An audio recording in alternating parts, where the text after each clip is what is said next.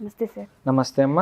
Sir, Swathi నక్షత్రం వారి యొక్క గ్రహ బలం ఏ విధంగా ఉంది అంటారు? ఏ గ్రహాలు బాలేవంటారు? వాళ్ళు చేసుకోవాల్సిన పరిహారాలు ఏంటి?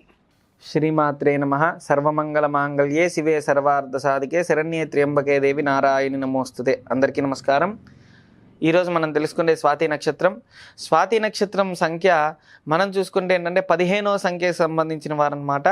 అదేవిధంగా వీరి యొక్క మహర్దశ, అదేవిధంగా నక్షత్రం, రాశి అన్నీ కూడా తెలుసుకుంటే దాని ప్రభావం ఎలా ఉంటుందో తెలుసుకోవాలి. అంటే నక్షత్రానికి అధిదేవత, ప్రతిదేవత, అధిష్టాన దేవత ఇలా చాలా రకాలు ఉంటాయి అన్నమాట. మనం చూసుకుంటే ఈ నక్షత్రానికి సంబంధించిన వారు ప్రత్యేకించి ఏ జన్మ అంటే ఏ రాశికి ఏ గ్రహానికి సంబంధించిన వారనే తెలుసుకోవాలి. స్వాతి నక్షత్రానికి రాహు మహర్దశలో జన్మించడం జరుగుతుందన్నమాట. కాబట్టి రాహు యొక్క ప్రభావం అధికంగా ఉంటుంది. అంటే ఏ పని చేసినా ముందు కాన్సన్ట్రేషన్, స్థిరత్వం మెయిన్గా అంతే కదమ్మా. ఏది చేయాలన్నా ముందు కాన్సన్ట్రేషన్, మైండ్ కాన్సన్ట్రేషన్ ఉండాలి. వ్యాపారం చేయాలన్నా మేధస్సు కరెక్ట్గా ఉండాలి. అదేవిధంగా చదువుకోవాలంటే విద్యా సంబంధించిన మేధస్సు కరెక్ట్గా ఉండాలి. వ్యాపారం చేయాలన్నా, ఉద్యోగం చేయాలన్నా, ఏది చేయాలన్నా తాకట్టులో ఉన్న బంగారాన్ని విడిపించి ఆ రోజు ఆన్లైన్ రేటుకే మేము కొంటాం. Sharma gold company. రాశి చూసుకుంటే తులారాశికి సంబంధించిన వారు. తులారాశికి అధిపతి శుక్రుడు కాబట్టి వీరి యొక్క జాతక పరంగా చూసుకుంటే వీరికి ఏ గ్రహం బాగుంటుంది, ఏ గ్రహం బాగాలేదో తెలుసుకోవాలి. అదేవిధంగా వీరు ఏ గుణం వారు, ఏ గణం వారు కూడా తెలుసుకుంటే మంచి ఫలితం వస్తుంది. వీరు తమో గుణానికి సంబంధించిన వారు అనమాట. అంటే ఇది ఎక్కువ శాతం ఏంటంటే ఎవరిని తిడదాము, ఎవరిని కొడదామనే ఆలోచన ఎక్కువ ఉంటుంది. అయితే వీళ్ళల్లో దైవగణం అనేది ఎక్కువ ఉంటుంది. గణము వేరు, గుణం వేరు. దైవ గణానికి సంబంధించిన వారు అంటే వీరు ఎక్కువగా కూడా ఎవరితో పోటీ పడతారంటే ఎక్కువగా దైవతా సంబంధించిన దానిలో ఎక్కువగా పాల్గొంటుంటారు. అంటే రాక్షసతత్వం ఉన్నప్పటికీ కూడా వీళ్ళలో తమోగుణం అనేది ఎక్కువగా ఉన్నప్పటికీ కూడా ఎక్కువగా దేవతా సంబంధించిన విషయాల్లో ఎక్కువ పాల్గొంటారు. అంటే మామూలుగా చూసుకుంటే జపం ఎక్కువ చేయాలి, యజ్ఞం ఎక్కువ చేయాలి, లేదంటే పూజ ఎక్కువ చేయాలి. దైవతా సంబంధించింది అధికంగా ఎక్కువగా ఫలం ఉంటుంది కాబట్టి వాటిని ఎక్కువగా చేయాలని ఆశ్రయించాలి అని ఆలోచిస్తూ ఉంటారు. అదేవిధంగా వీరి యొక్క స్వభావం అయినా వీరి తత్వం అయినా ఎక్కువ శాతం కూడా వీరి యొక్క తత్వం స్థితి చూసుకుంటే లయం అనమాట. అంటే ఏదైనా సరే ఇష్టం ఉంటే ఎంతవరకైనా, ఇష్టం లేకపోతే అంతటితో కట్ చేసేస్తారు. అంటే లయం అనేది ఎక్కువగా కూడా తీసుకెళ్ళిపోవడం, ఎక్కువగా మాట్లాడడం కూడా తక్కువ ఉంటుందన్నమాట. చేసే పని ఎక్కువ ఉంటుంది.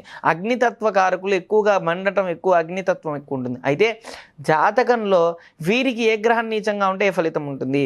రవిగ్రహం కనుక ఈ నక్షత్రం వారికి నీచంగా ఉంటే తండ్రి నుంచి సపోర్ట్ లేకపోవడం, తండ్రితో ఇబ్బందులు పడుతూ ఉండడం, మనస్పర్ధలు రావడం, అదేవిధంగా తండ్రి ఎంత చేసినా కొడుకుకి అర్థం కాకపోవడం, కొడుకు ఎంత చేసినా తండ్రికి అర్థం కాకపోవడం, ఇద్దరి మధ్య సఖ్యత లేకపోవడం, ఇలాంటివి జరుగుతాయి. కాబట్టి జాతకపరంగా రవి నీచంగా ఉంటే ఈ ఫలితం ఉంటుంది. రవి మంచి స్థితిలోకి రావాలంటే రవి కవచం చదువుకుంటే మంచి ఫలితం వస్తుంది. అదేవిధంగా రవి మంచి స్థితిలో ఉన్నాడనుకోండి, తండ్రి నుంచి మంచి సపోర్ట్ వస్తుంది. ఏం చెయ్యకపోయినా మంచి సపోర్ట్ ఉంటుంది, ప్రేమాప్యాయత ఉంటుంది, అన్నిట్లో కూడా బాగుంటుంది. పితృ సంబంధమైనంతా కూడా బాగా కలిసి వస్తుంది. అదేవిధంగా చంద్రుడి నీచంగా ఉంటే మాతృ సంబంధమైన ఇబ్బందులు కలుగుతూ ఉంటాయి.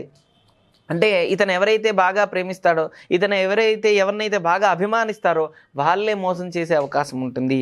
అదేవిధంగా తిండి దగ్గర కూర్చున్నప్పుడే మానసికంగా సమస్యలు ఏర్పడుతూ ఉండటం. తిండి తింటున్నామనే ధ్యాసే కానీ ధ్యాస ఇక్కడ ఉండదు, ఎక్కడో ఉంటుందన్నమాట. తినేది కూడా అరక్కపోవడం, ఇలాంటి సమస్యలు కలుగుతుంటాయి. కాబట్టి తిండి మీద ధ్యాస తక్కువ ఉంటుంది. చంద్రుడి యొక్క ప్రభావం, చంద్రుడు బాగుండటానికి చంద్రకవచం చదువుకోవడం వల్ల వీరికి మంచి ఫలితం వస్తుందన్నమాట. అన్నిట్లో కూడా మంచి విజయం సాధిస్తారనమాట. మానసికంగా దృఢమైన సంకల్పం ఉంటుంది ఏదైనా సరే. అంటే చంద్రుడు నీచంగా ఉంటే ఒక సంకల్పం ఉండదన్నమాట. కానీ చంద్రుడు మంచి స్థితిలో ఉంటే ఒకటే సంకల్పం ఉంటుంది, మంచి సంకల్పం ఉంటుంది.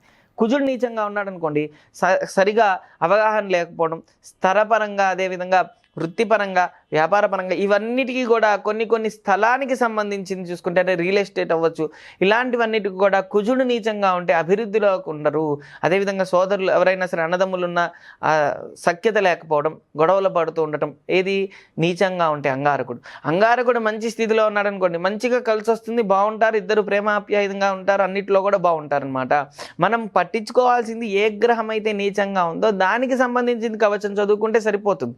ఇప్పుడు నాకు ఏ గ్రహం బాగాలేదు అని ఎవరినో అడిగే బదులు ఏ గ్రహం బాగాలేదు అని ఇప్పుడు నేను చెప్పిన దాన్ని బట్టి ఈ అంశాల్లో ఏదైతే లోపం ఉందో దానికి తగ్గట్టుగా దానమో, జపమో, యజ్ఞమో, యాగమో దానిలో వాటికి సంబంధించిన గ్రహదేవత ఆరాధన చేస్తే మంచి సిద్ధిస్తుందన్నమాట.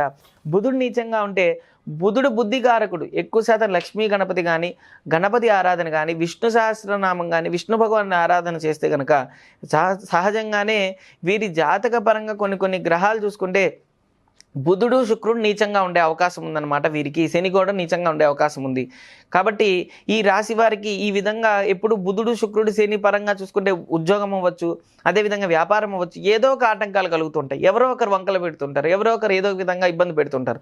అలాంటి ఇబ్బంది పడకుండా గణపతి ఆరాధన చేయాలి. అదేవిధంగా లక్ష్మీ గణపతి ఆరాధన చేయాలి. లక్ష్మీ నృసింహ సరస్వతి స్వామి, లక్ష్మీ నృసింహ అంటే దత్తాత్రేయ స్వామి అంశ, అది కూడా జపం కానీ స్తోత్రం కానీ కవచం కానీ చదువుకుంటే మంచి ఫలితం వస్తుంది.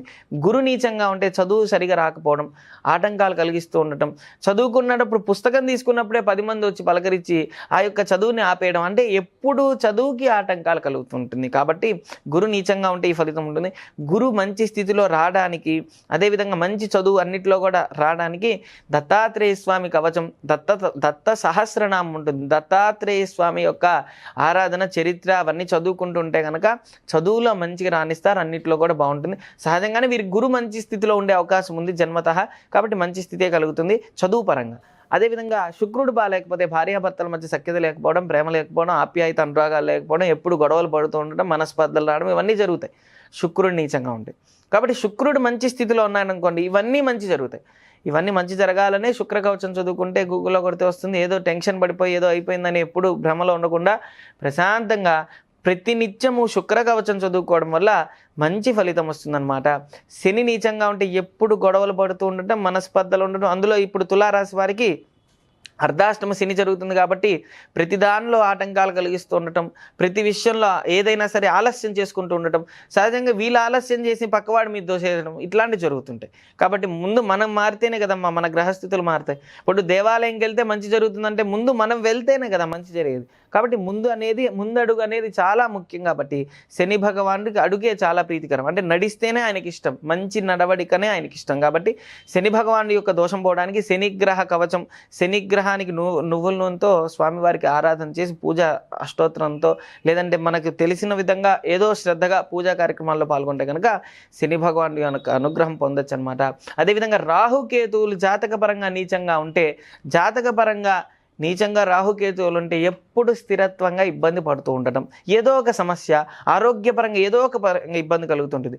అందుకే అమ్మవారి ఆశ్రయించి దుర్గాదేవి సప్తశ్లోకి చదువుకుంటూ, అదేవిధంగా మనం చూసుకుంటే కనుక కేతుకు అధిష్టాన దేవత మహాకాళి అమ్మవారు కాబట్టి మహాలక్ష్మి, మహాకాళి, మహాసరస్వతి సంబంధించిన అమ్మవారి అష్టోత్తరం కానీ స్తోత్రం కానీ ఏదో ఒకటి ఎప్పుడు స్మరిస్తూ ఉంటే, జపిస్తూ ఉంటే కనుక ఈ యొక్క స్వాతి నక్షత్రం వారికి ఏ దోషాలు ఉండవు, ఏ గ్రహ ప్రభావాలు ఏమీ చేయవన్నమాట. అయితే వీరు వాయుదేవతకి సంబంధించినది కాబట్టి ఎక్కువ శాతం వాయు సంబంధించిన ఆరాధన చేస్తూ ఉంటే మంచిది. అంటే ఏం చేయాలి వాయుదేవత అంటే, ఎప్పుడూ కూడా ఓంకారం స్మరిస్తూ ప్రాతకాల సమయంలో ఓంకారం స్మరిస్తూ ప్రాణాయామం చేయడం వల్ల వీళ్ళకి ఆరోగ్యపరంగా మంచి సమస్యలన్నిటి కూడా నివారణ ఇదే అన్నమాట. అన్నిట్లో కూడా బాగుంటుంది. థ్యాంక్ యూ దత్త గారు. ఓం శ్రీ దత్తాయ నమః. ఓం శ్రీ దత్తాత్రేయాయ నమః.